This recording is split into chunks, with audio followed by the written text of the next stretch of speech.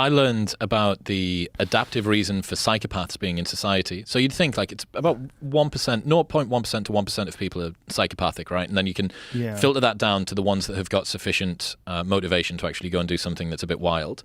But I was asking this guy, the researcher, and I was saying, look, what is it? How do psychopaths even exist? Like, why do they exist? I can't understand why they're adaptive. I know that you can be effective over short periods as a psychopath, but over long periods of time, it doesn't end up being very good for society. And I thought it would have been bred out. He said, yeah, you're right, except for the fact that over the entire size of a population, a few psychopaths actually make sense. If you're a raiding party, a Viking raiding party that needs to go over and fuck everybody up in Lindisfarne, which is near to where I lived in the UK, you want some psychopaths. You don't want them to come back with PTSD. You want them to go over there, burn everything down, rape the women, pillage, come back with gold and supplies and grain and whatever else they take, and not care about it. You actually, on an individual level, psychopathy might not be fantastic for the people around them, but in a tribe, it's actually quite adaptive and quite useful. It's like a weapon, like a very specific sort of weapon that you can use. Yeah, break glass in case of war. Yes, yes, in case of raiding party. It makes sense that it would be sort of a legacy thing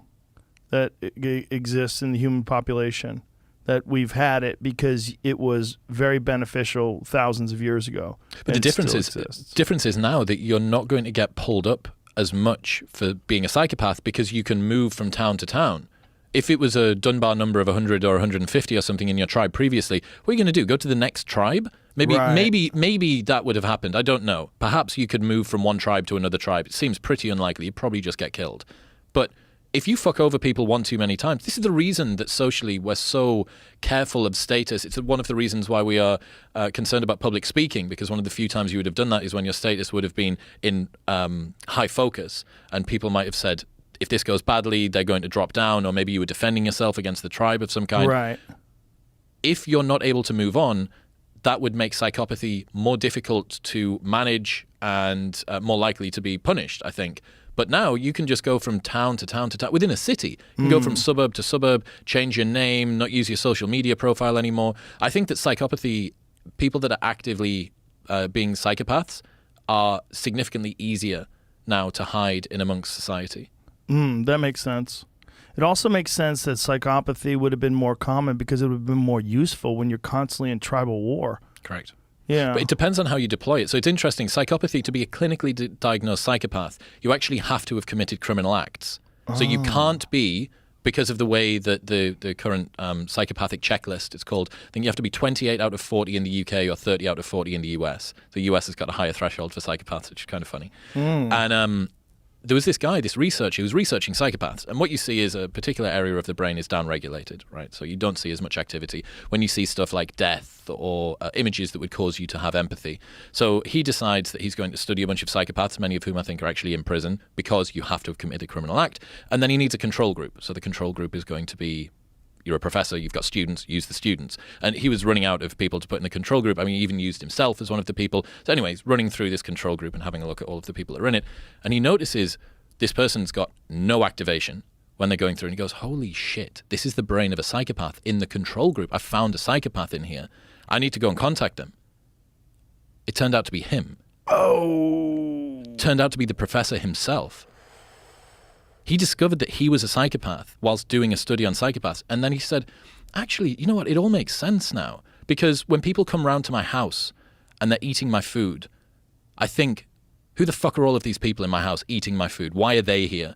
And they interviewed his kids. They asked his kids. And they said, what is it like? You know, is there anything unique about Dad? And he said, well, yeah, Dad, he doesn't smile that much around us. And he's not very warm and he's not very loving and blah, blah, blah. But the point being that you can have the biological determinants of being a psychopath and it not manifest. This was a fully functioning guy. Wife, kids, career.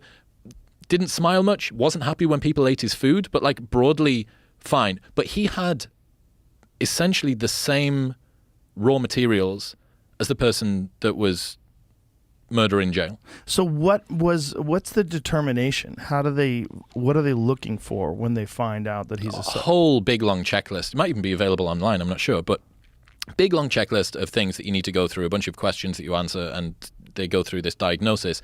But in order to breach the threshold of clinically being diagnosed as a psychopath, you have to have used it to commit crimes. So this meant that although this particular professor had all of the raw ingredients and it looked like he was psychopathic, by the DNS? What's that thing? The Diagnostic Statistical Manual, DSM. The DSM wouldn't have categorized him as a psychopath.